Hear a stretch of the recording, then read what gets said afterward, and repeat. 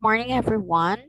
Finally, we are already at our 17th week for 21st century Philippines and world literature.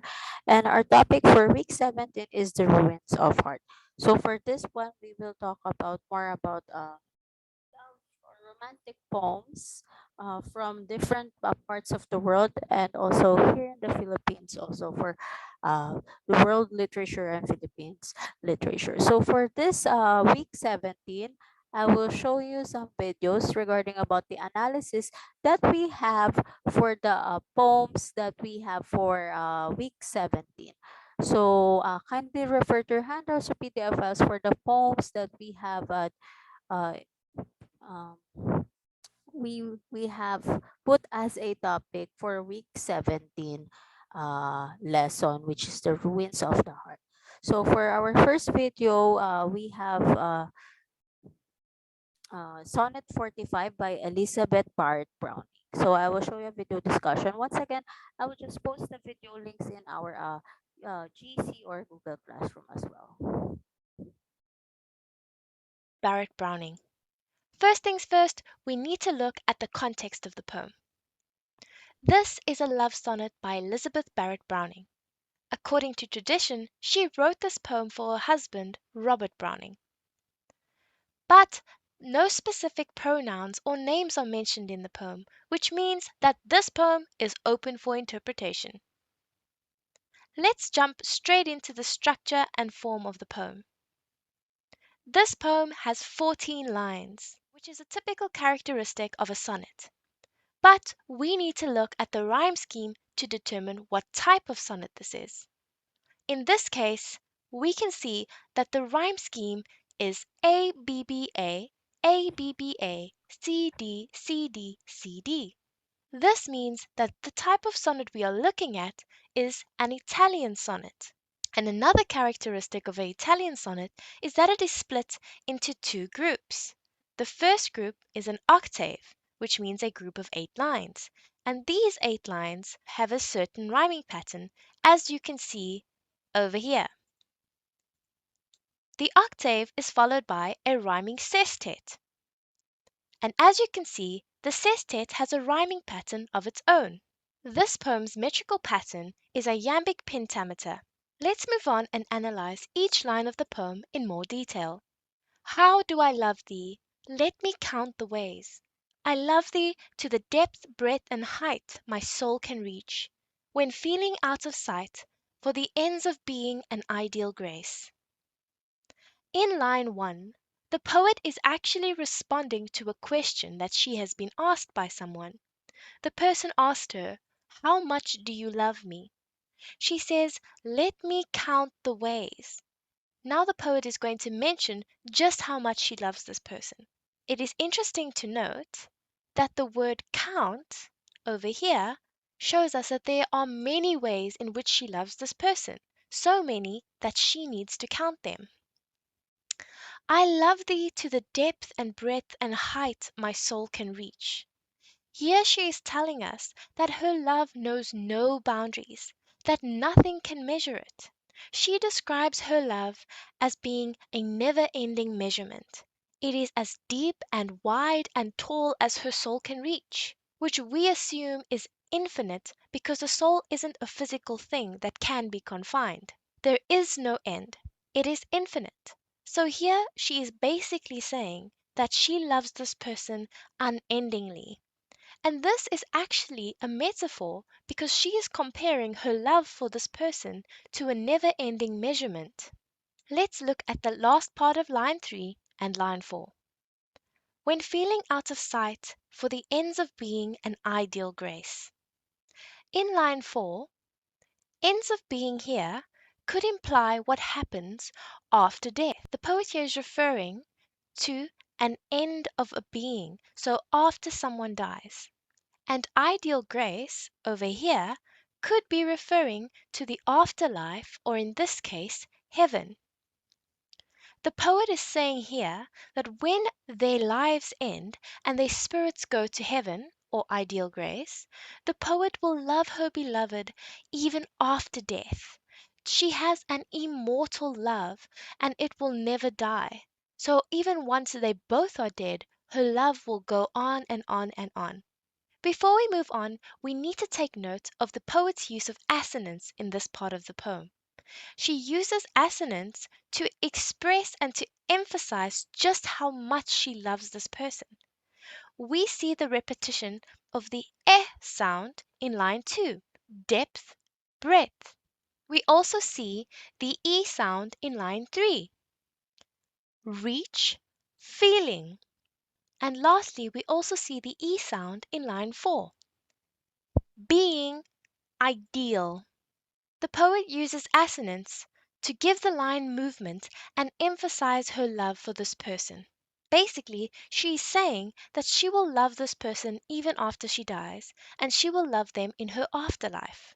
It's also important to note that this poem is personal, and the poet achieves this personal feeling by using personal pronouns. For example, I, thee, which is you, me, I, and my. Let's move on to the next part of the poem.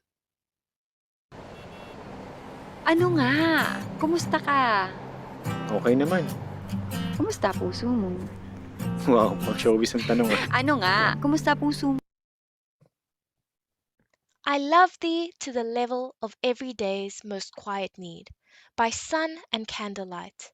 I love thee freely as men strive for right. I love thee purely as they turn from praise. In this section of the poem, the poet tells us just how much she loves this person. She says that she loves her beloved in ordinary everyday life. The poet then continues to say that she needs this person as much as she needs other basic necessities. She then says by sun and candlelight, sun representing the daytime and candlelight representing the nighttime. Here the poet gives us imagery, an image of the daytime and an image of the nighttime. Here she says that she loves that person whether it's in the day or in the night, basically all the time. In line 7, the poet says that she loves the person freely. I love thee freely as men strive for right. So here she says that she loves this person in the same way that people strive to do what is good and what is right. They try to be good people. This is an example of a simile because she compares her love to the good nature of people. We see another example of a simile in line 8. I love thee purely as they turn from praise. Here in line 8, she says that she loves this person purely. She loves them in the same way that people strive to be humble and turn from praise in order to remain humble. Basically, her love is given freely, which means no strings attached. And her love for the person is pure, so there are no hidden agendas on her behalf. Before we move on, we also see an example of alliteration, and this is in line 8. The poet says, purely praise. And this emphasizes the poet's pure intentions and love for this person. Let's move on to the next section of the poem. I love thee with a passion put to use in my old griefs, and with my childhood's faith. I love thee with a love that seemed to lose with my lost saints. I love thee with a breath. Let's analyze each of these lines. In line 9 and 10, she is taking the feelings that she has about something negative, old griefs, and compares it to the feelings that she has for this person. Old griefs, in this sense, is anything that a person passionately hates. They despise it, they hate it, they can't stand it. And here she is telling her beloved that she loves him with the same intensity and passion that she has for these things that she hates. Basically, she's saying that she takes all of the energy for anything, either good or bad, and she puts it into her love for this person. The poet then continues and actually makes a religious reference in the second half of line 10. The poet says, and with my childhood's faith. Here she says that she loves him with the same intense emotion her faith or religion gave her as a child. She says that she loves this person with the same intense passion and faith that she had as a child. It is known that children's faith is usually steadfast and they truly believe without a doubt. Just as a child has such a huge amount of faith, the poet says that she has that same amount of love for her beloved. Essentially, she is saying that she loves this person with all of her energy and all of her passion combined. If we look at line 11 and 12, we actually see more religious references. When the poet says lost saints over here, she is referring to all of the people that she once loved and adored in her life. Basically, she says that she loves her beloved with all of the love she has ever felt in her life for anyone. Let's look at the second part of line 12. I love thee with the breath, smiles, tears of all my life. Let's stop right there. Here she continues to tell us that she loves this person with all that she is. She loves them with her breath, her smile, her tears, and all of her life. She loves this person with everything that she is, with her entire life and being. She then says, and if God choose, I shall but love thee better after death. She says if God allows it, she will love this person in the afterlife. Her love will continue to grow even after they have died. Her love is never ending. This reinforces what we read in the beginning, that her love is undying and never ending. It summarizes all of the previous lines. The poet's love is so strong that even death could not end it. Let's read a modern translation of the poem to solidify our understanding and interpretation. How much do I love you? I'll count all the ways I do. I love you as far as my soul can reach, when it reaches out for eternity and oneness with God. I love you every day as much as I have everyday needs, during the day and the night.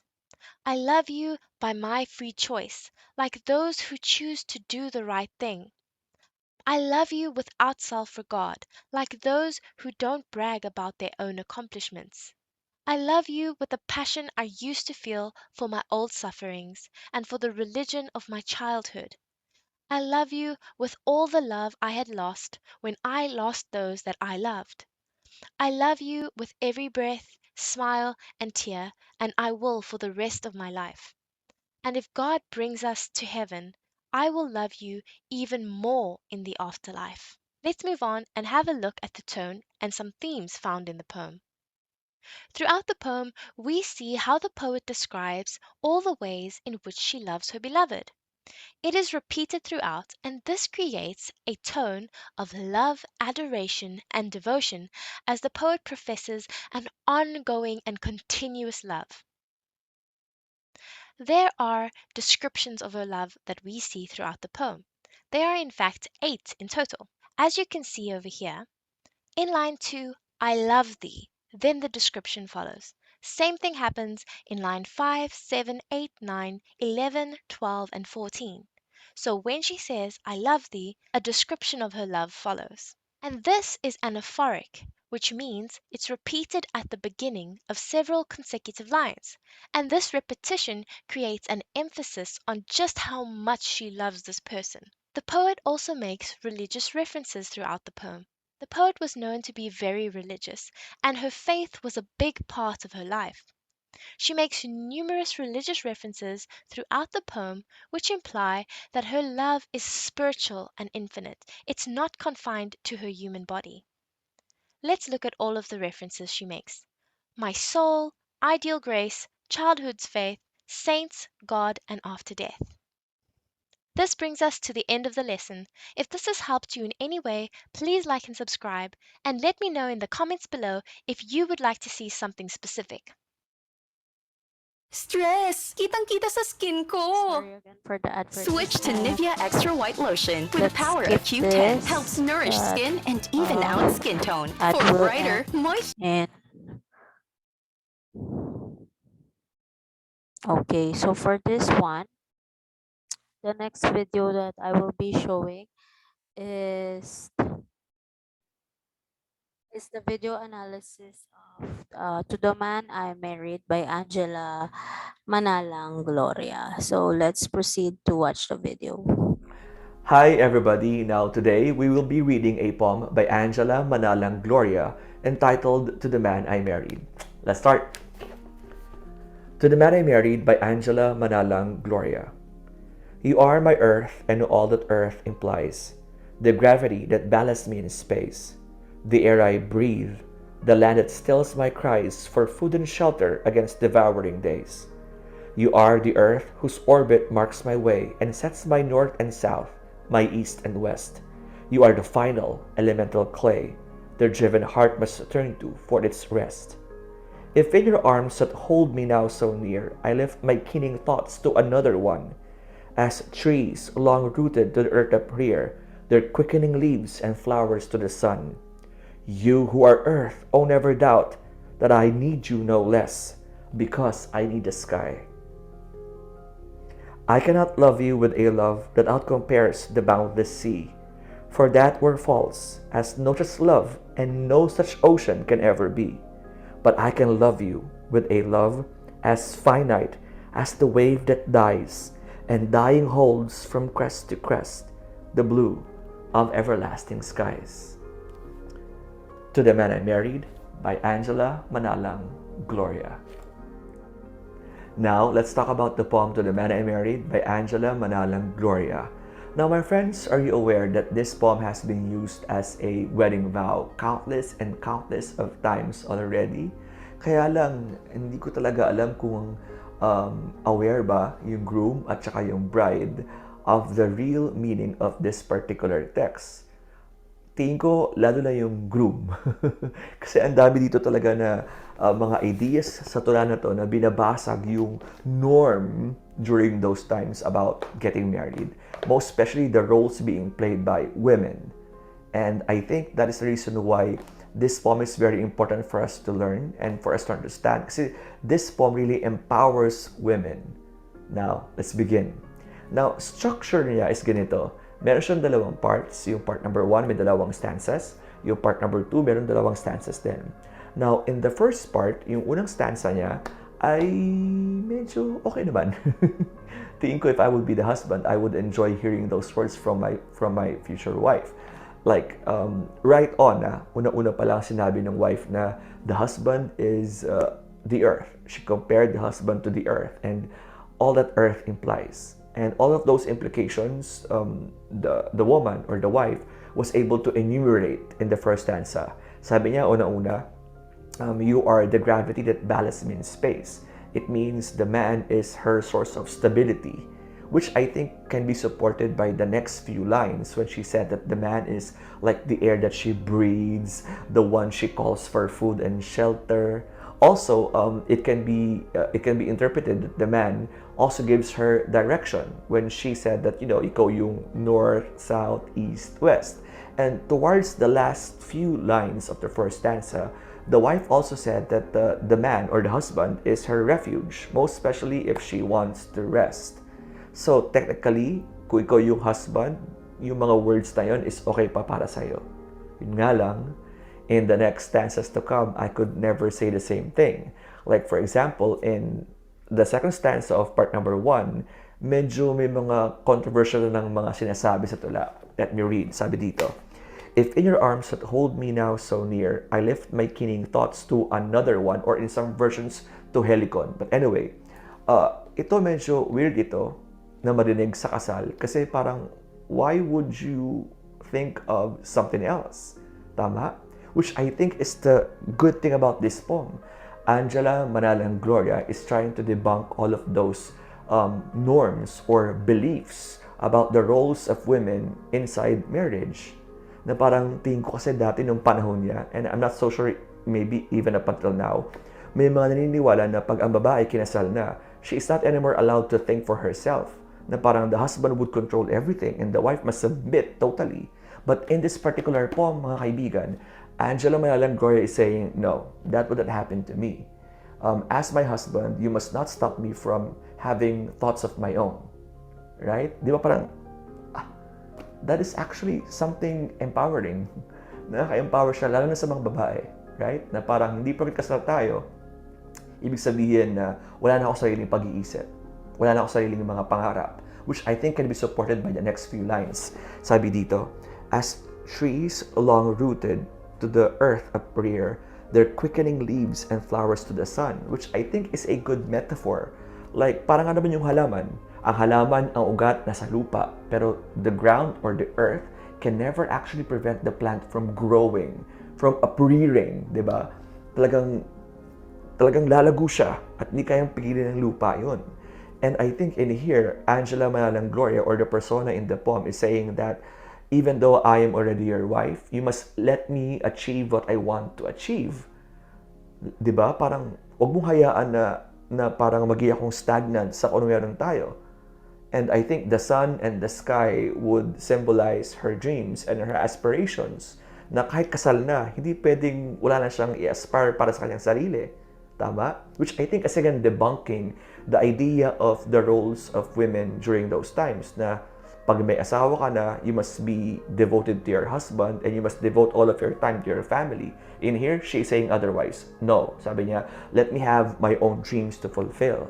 Diba? Pero naman, bumawi naman siya. Sabi niya dito,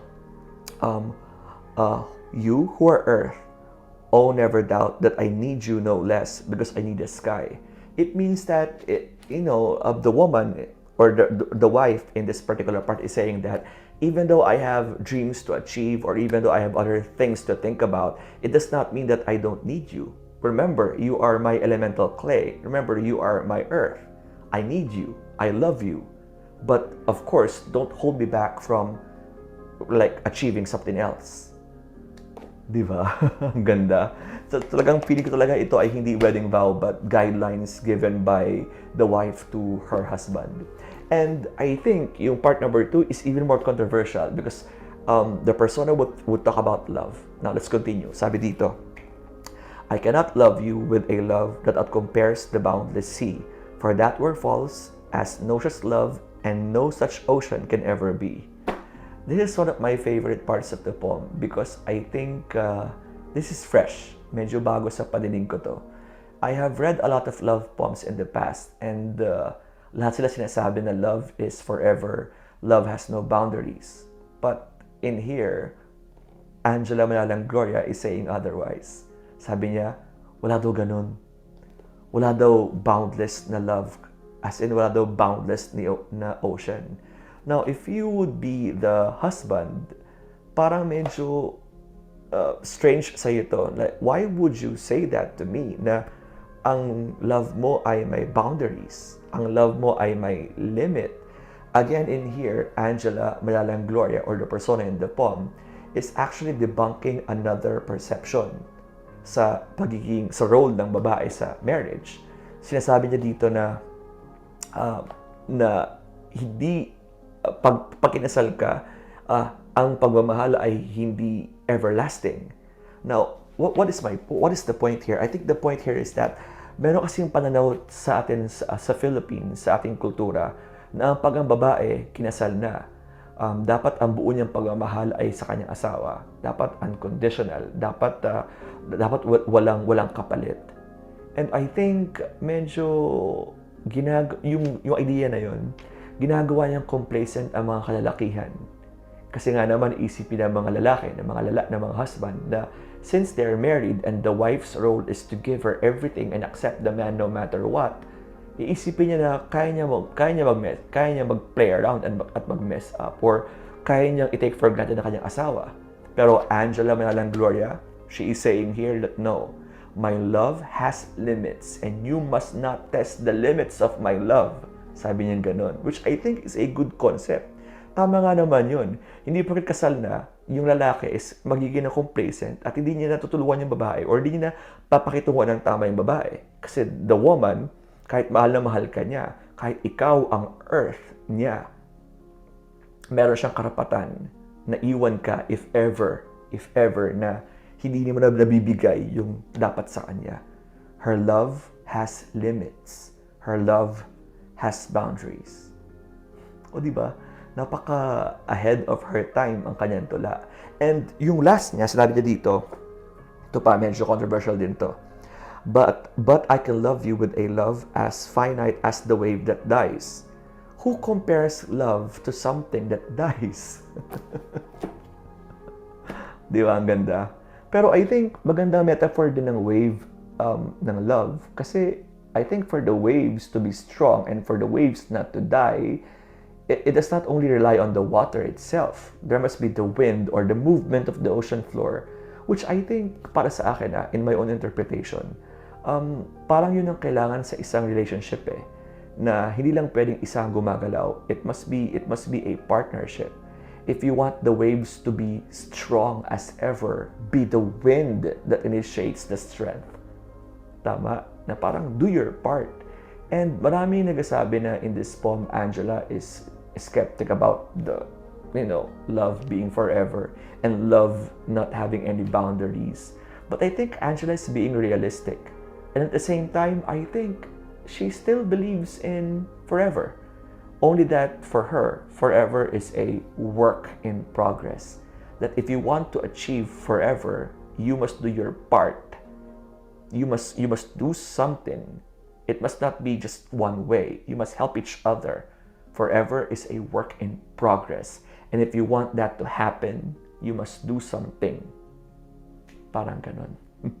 Kaya nga, tiin ko talaga, this poem is a perfect wedding vow and at the same time, a perfect guideline for the husband para hindi niya pabayaan ang kanyang asawa. And I think all women na mapapakasal, kailangan itong babasa para malaman niya ang kanyang karapatan, ang kanyang mga dapat gawin pag sila'y kasal na. So I think that is the beauty of this poem, and that is one of the reasons why everybody must read this. Again, one of my favorite poems ever. Angela Manalang Gloria, To the Man I Married.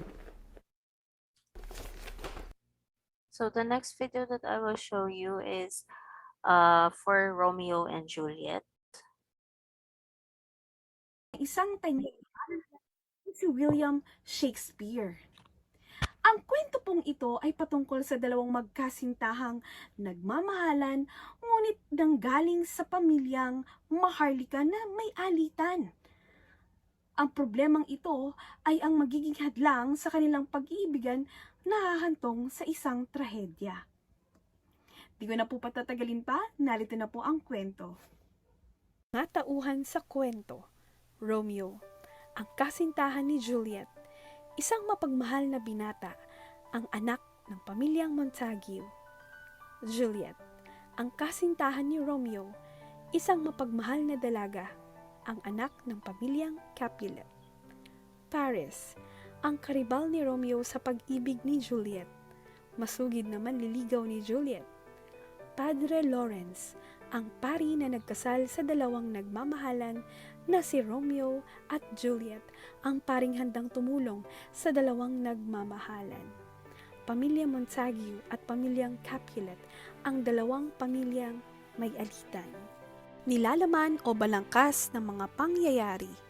Sa ganitong paraan nagsimula ang kwento. Si Romeo, na anak ni na Senyor Montesco at Senyora Montesco, ay naantig sa angking kagandahan ni Rosaline, isang dalaga na may panatang maging dalaga habang siya ay nabubuhay pa. Sa pagnanais ng kanyang pinsang si Benvolio at kaibigang si Mercutio na maaliw ito, inaya nila ito sa isang sayawan sa bahay ng mga Capulet. Pumayag naman si Romeo nang mapag-alaman nitong dadalo rin si Rosaline. Sa naganap na sayawan sa bahay ng mga Capulet, nakita ni Romeo si Juliet na anak ng kaaway ng kanilang angkan, na sila Senyor at Senyora Capulet. Sa unang araw ng kanilang pagkikita ay nahulog na sila sa isa't isa. Kapwa nila batid na sila ay mga anak ng magkaaway na pamilya, ngunit nagkaunawaan pa rin sila at dahil dito nagkasundo silang magpakasal kinabukasan. Sa tulong ni Fray Lawrence, ang padre kumpisor ni Romeo. Pagkatapos ng kanilang pag-iisang dibdib, sina Tybalt at Mercutio ay naglaban at dahil dito ay nasawi si Mercutio. Nalaman ni Romeo ang pagkamatay ni Mercutio at naging dahilan ng kanyang paghihiganti. Dahil sa kanyang paghihiganti, napatay ni Romeo si Tybalt. Nagmamakaawa ang mga magulang ni Romeo ngunit ang naging hatol ni Prinsipe Escalo sa kanya ay ipatapon sa labas ng Verona. Sa pamamagitan ng kasakasama ni Juliet ay muli silang nagkita at nangyari ang unang gabi nila bilang mag-asawa. Ngunit sa gabi ring iyon ay ipinagkasundo ni na Senyor at Senyora Capulet si Juliet kay Conde Paris upang sila ay mapag-isang dibdib. Tutol si Juliet dito kung kaya't humingi siya ng tulong kay Fray Lawrence upang hindi matuloy ang nasabing kasalan.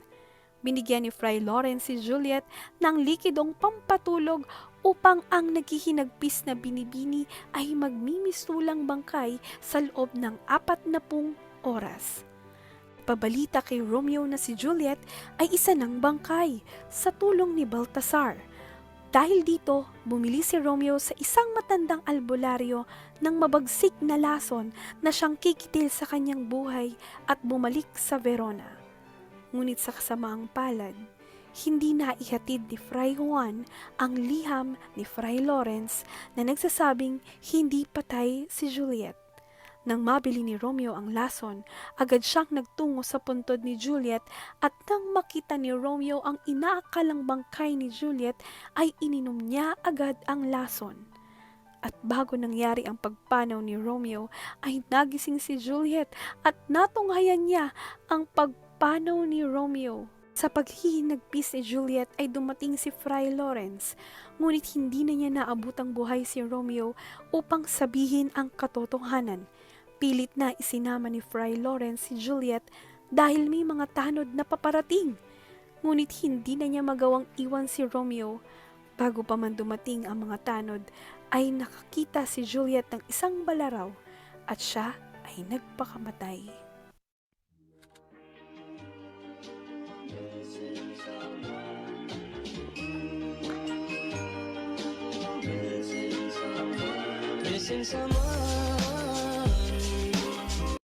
So, this is for our videos discussion. So, for activity for week 17, make your own story. Through PowerPoint, make your own version of a love story, not necessarily a love between an opposite gender. So, your love story should have a minimum of 30 slides as well. So, thank you once again. Please refer to your handouts or PDF files for the references and suggested reading. So, thank you. And I will share Bible verse from the book of Mark, chapter 9, verse 23. Said Jesus, everything is possible for one who believes. So thank you once again, everyone, and God bless.